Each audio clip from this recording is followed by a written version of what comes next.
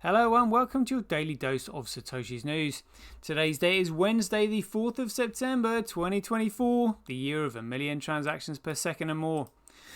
Experience the best of both worlds today at betbitcoinsv.com, the best casino and sports betting on chain. Have a little flutter in private using the original protocol and genuine Bitcoin. Right, let's see what we've got in store for us today. We've got this article here just released by Aerospike saying Aerospike year-over-year recruiting revenue soars by 51% as demand for AI rises. Get into that. We've got this epic video from Neil Oliver that's currently got 7,585 views. And we'll talk about that and the effect that might have had on the price just recently, because that's something that's definitely happened there. We've got this one here by Cointelegraph saying major Swiss bank ZKB launches Bitcoin and Ethereum trading. I mean, imagine how much money they've already lost out on. I mean, literally, these platforms make billions. It is crazy when you look at how much revenue they bring in. I mean, with all the advertising in Formula One.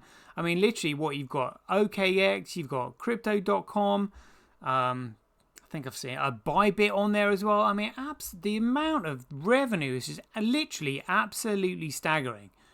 So I'm not surprised that the banks are thinking, well, actually, we've been missing out on this. Let's get some ourselves. Then there's this article by BSV blockchain saying why we need digital asset recovery regulations. There was quite a few articles here that they covered in the news.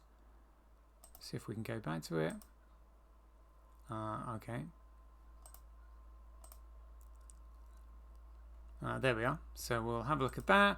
Then there's 365 days of Bitcoin history. We'll just be looking at the charts and all that for a little bit, and that'll be the end of the show. Right, let's get into it. Satoshi, like a cowboy in the West, riding on the blockchain that they call the very best. 1,000,000 strong, them transactions flying free. Just wait for the Terra node, you'll surely see. Here we go. Right, so Aerospike year-over-year recurring revenue soars by 51% as demand for AI rises.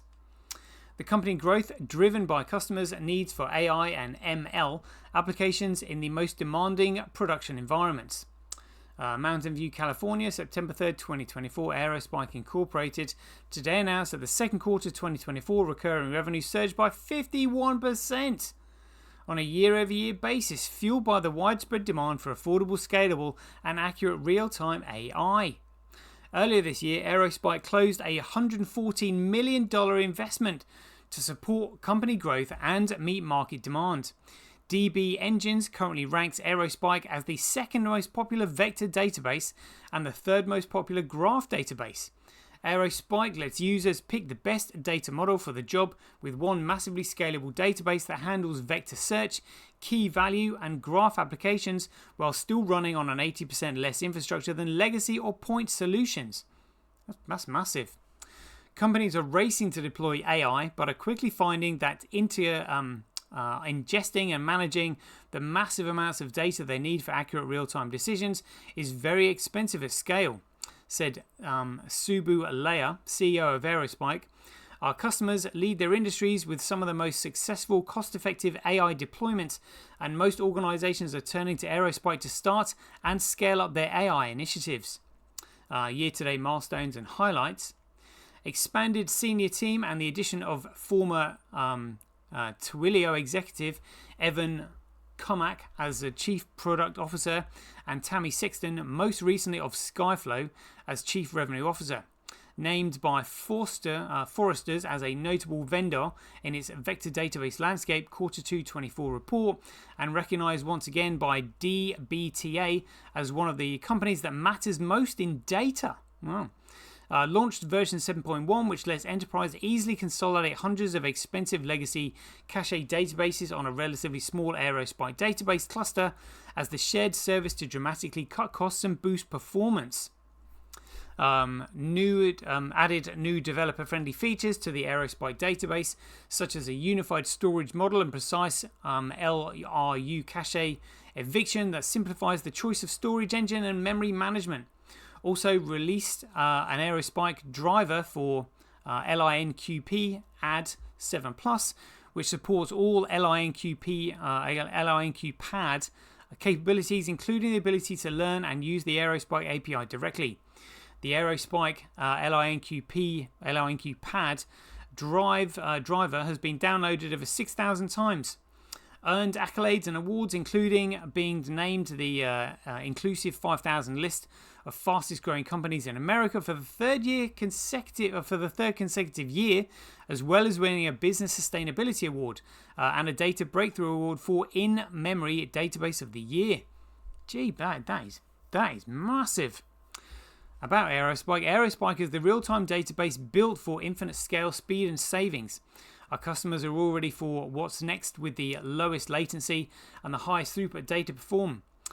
Cloud and AI forwarding. We empower leading organizations like Adobe, Airtel, Citro, DBS Bank, Experian, PayPal, Snap and Sony Interactive Entertainment. Headquartered in Mountain View, California, our offices are also located in London, Bangalore and Tel Aviv. Well, okay, well that is massive. Obviously, don't need to tell you that, but check this out. So this was just a 10-minute clip from Neil Oliver. Let's have a listen to this. I mean, it's crazy. I mean, just look at what's going on with Jamie Dimon at the moment and Larry Fink over at BlackRock. They were criticising Bitcoin till the cows came home. They thought it was dangerous. Well, they had no interest in it. There was all manner of different excuses about why they wouldn't address it. And now all of a sudden they dramatically changed their tune. And you've got to ask yourself, why is that? Isn't that because they've hijacked definitely BTC? There's also BSV, Bitcoin Satoshi Vision. Yeah. Which it is out there, almost obfuscated and occulted into invisibility. And BTC, isn't there a school of thought that says that BTC, Bitcoin, that everyone means when they say Bitcoin, has been hijacked? The powers that be, the CIA, the FBI, whatever, the intelligence community, were opposed to until they got it. And now that they've got it, it's become a bear trap.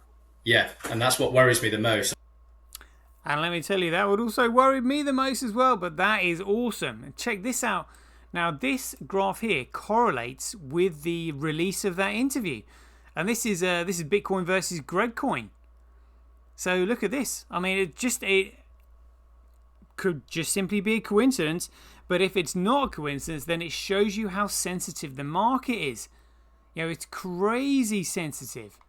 Look at that. And I think he had like 50,000 views on that video that he's done. That one there is 7,611. Let's refresh that, see what happens. 7,617. It's still moving up, even while we were just watching it then. Amazing. Right, let's have a look at this one then. So, major Swiss bank, ZKB, launches, that's a Gregcoin and Ether trading. Zurich Cantonal Bank will take on the function of securely storing the private keys for its customers. That's not good. According to executive Alexandra Skriber. Zurich Cantonal Bank, one of the largest banks in Switzerland, is the latest banking institutions to enable cryptocurrency trading for its customers. According to an official announcement on September the 4th, Zurich Cantonal Bank is now offering trading and custody services for Gregcoin and Ethereum. The offer is seamlessly integrated into the existing channels and is aimed equally at customers and third-party banks, the bank said. Known locally as Zurich Cantonal Bank, Zurich Cantonal Bank is the largest cantonal bank and the fourth largest bank in Switzerland, with total assets of 200 billion Swiss francs, which is $235 billion. ZKB takes the responsibility to store crypto for its customers. According to the announcement, ZBK customers will be able to trade cryptocurrencies on a 24/7 basis directly through ZKB's e-banking or ZKB mobile banking platforms. The cryptocurrency holdings will be integrated into the existing portfolio view, the bank noted. Our newly launched offering in the area of cryptocurrencies offers a high level of security and allows the integration of other currencies and applications. ZKB's head of institutional clients, Alexandra Scriba, said. She added, when it comes to cryptocurrencies, ZKB takes on the critical function of securely storing the private keys. Again, just like Coinbase, centrally controlled exchange, customers and third-party banks therefore do not need their own wallet and therefore do not have to worry about storing their own private keys. ZKB takes care of both. Yeah, they'll also admit you don't own your keys, you don't own your coins, pretty much. Cointelegraph approached ZKB for comment regarding its role in providing custody to its users, but did not receive a response at the time of publication. ZKB's crypto custody and trading solution is available for third-party banks. ZKB mentions that its newly launched crypto custody and trading solution is available both to individuals and third-party banks.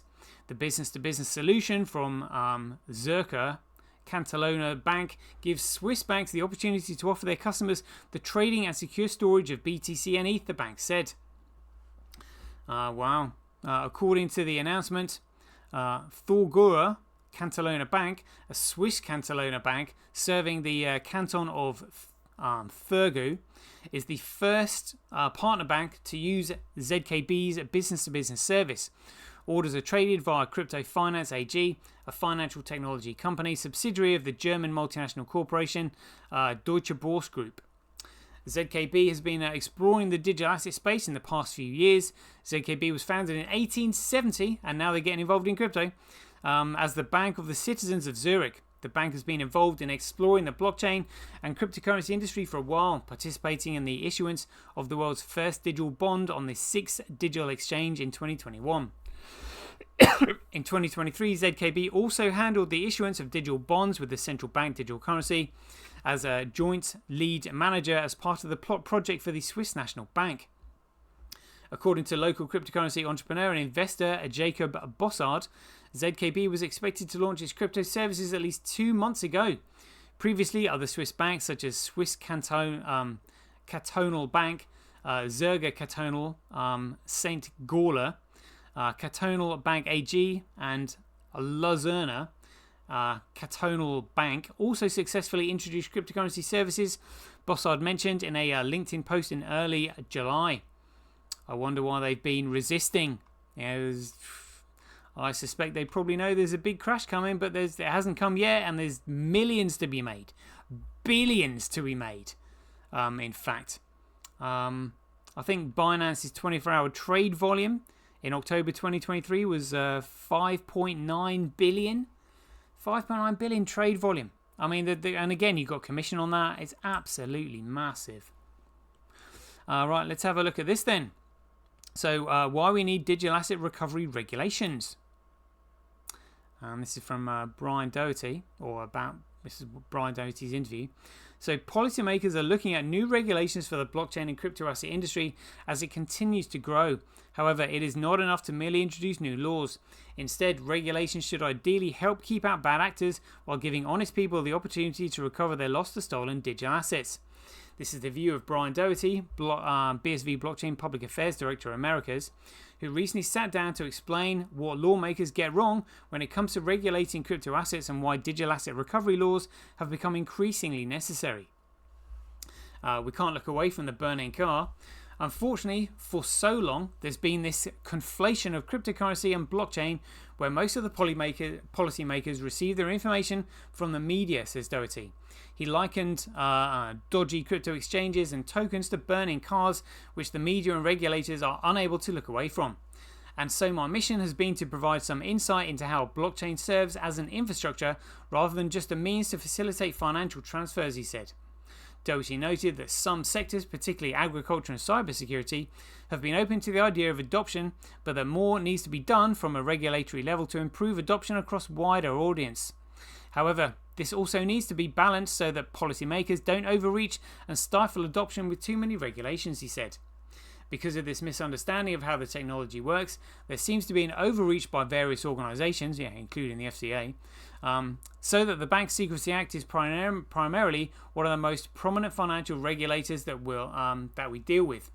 They see where cryptocurrency is potentially untouchable as far as their ability to seize frozen tokens, so they're seeking more powers. and unfortunately it puts our law enforcement in a precarious predicament where it forces them to utilize third parties like exchanges or other crypto related entities that may be just as criminal as the criminals they're going after. Digital assets are property and need to be recoverable. Doherty noted that digital assets are still assets that ultimately there needs to be regulations and systems in place where they are recoverable through the legal system. If a terrorist group was using a telephone network, would the government come in and shut down that telephone network, or would they potentially use the access of their network to understand and potentially prevent a horrible event in the future, he said. Doherty said that more needs to be done to protect consumers and businesses rather than just blocking things outright. Regulation and policy making going today is just kind of banning these things. That's just due to the idea that they cannot facilitate the actual seizing and freezing of tokens. Instead, we have these huge bills that they're trying to push through that give more authoritative power when they could just write a simple bill that requires any protocol maintainer to facilitate some means of digital asset recovery. BSV blockchain and digital asset recovery without effective mechanisms for the recovery of lost or stolen digital assets, the enforcement of property rights will remain elusive. Part of the BSV blockchain's stewardship delivers on the concept of digital asset recovery, a protocol that aligns blockchain technology with existing legal frameworks for asset protection. This initiative enables the recovery of freezing of digital assets in cases of loss, theft, or if they require ownership or transfer. This is essential in establishing a regulatory compliant network and framework for digital assets, as well as for enforcement and compliance with existing property laws. One company which specializes in the recovery of stolen assets is Token Recovery. Token Recovery is committed to bringing compliance, accountability, and solutions to the industry for lost or stolen digital assets. As a member of the Crypto Valley Association, one of the oldest and most mature organizations grouping companies in the blockchain and digital assets, and the Global Blockchain Business Council, the largest organization in the field, Token Recovery will begin by providing its solutions for recovering lost or stolen digital assets to the association members. All right, great stuff. Looking forward to that. Let's check out a little bit 365 days of Bitcoin history. So I missed this one out on September the 1st. On September the 1st in 2018, Eminem released his first song that gave a shout out to Bitcoin. And again, they've got this article here where it says Bitcoin gets a mention on rapper Eminem's new album, Kamikaze.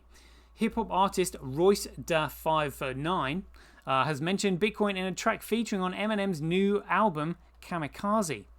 Grapecoin got a new mainstream mention from the US rapper Ryan Daniel Montgomery, better known as Royce da 59, in a track featured on Eminem's new album Kamikaze, Forbes reports on August 31st. Rappers Eminem and Royce da 59 have collaborated several times throughout his career, having recorded a combined 66 songs that have made it into the Billboard Hot 100 record chart. Eminem announced his 10th album, Kamikaze, in a tweet Friday, August 31st, without much preceding promotion. According to Forbes, in Not Alike, the 9th track on the new album, co-starring Royce da 59, sings, "Remember everybody used to bite nickel, now everybody doing Bitcoin." Check it out. Check it out. And I've actually got the tracks listed here. And this was, that was the actual, that's what was said.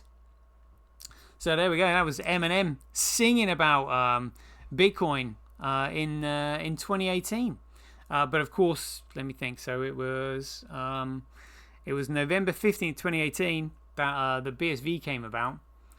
So yeah, lots of skullduggery there, but yeah, amazing. But also on September 22nd, or 2nd of September, this was the anniversary of the Great Fire of London, which led to the creation of the Sesto KV Act of 1666. Note the number there. Again, not a coincidence at all.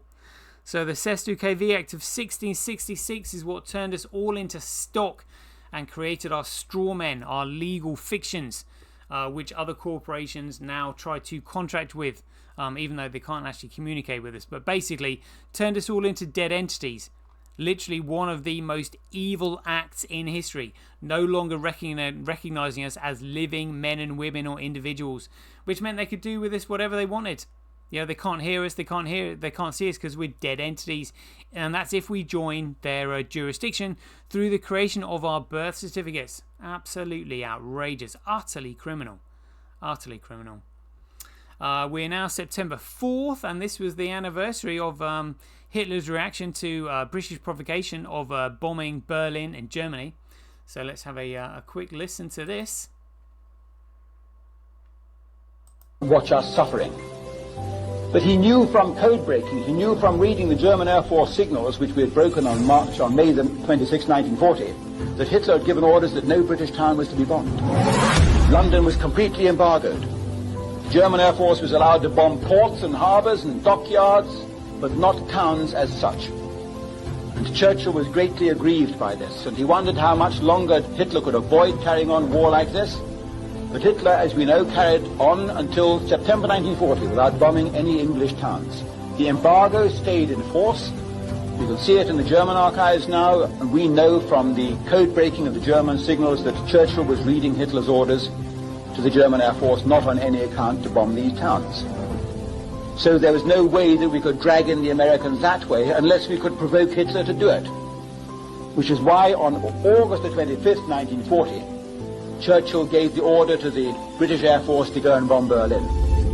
Although the Chief of the Bomber Command and the Chief of Staff of the British Air Force warned him that if we bomb Berlin, Hitler may very well lift the embargo on bombing British towns. And Churchill just twinkled, because it was what he wanted, of course.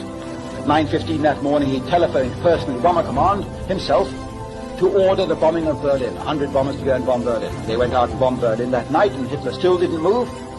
Hitler ordered another raid on Berlin, and so it went on for the next 7 or 10 days until finally on September the 4th, Hitler lost his patience and made that famous speech in the Sport Palace in Berlin in which he said, "This madman has bombed Berlin now 7 times. If he bombs Berlin once more, then I shall not only just attack their towns, I shall wipe them out. Ich werde ihre Städte ausradieren." A very famous speech. Of course, German school children are now told about the Hitler speech. They're not told about what went first. They're not told how Churchill sent out deliberately to provoke the bombing of his own capital.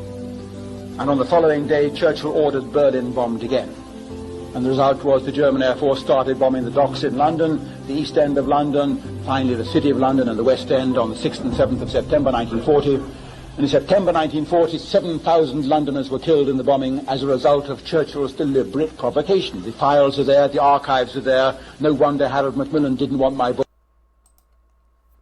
Wow, so now we know that it was Churchill that actually was bombing civilian targets in Germany, in Berlin, that provoked Hitler to come into the war. Absolutely outrageous. And this is why we need Bitcoin, because again, we all know the Second World War was all about provoking Hitler to instigate a war in Europe to then drain the European countries of the gold reserves so that they could bring about the Bretton Woods Agreement in 1944 and create a world reserve currency, which they would then later remove from the gold standard, creating securities fraud, giving an elite group of people an unlimited amount of economic power. Unbelievable. But also on the 4th of September 2011, Eric Tristan Voorhees posted, "I sold out my dollars to buy Bitcoin." The BTC price was just $6 at the time. So he said, "I sold out my dollars to Bitcoin. I was sick of this."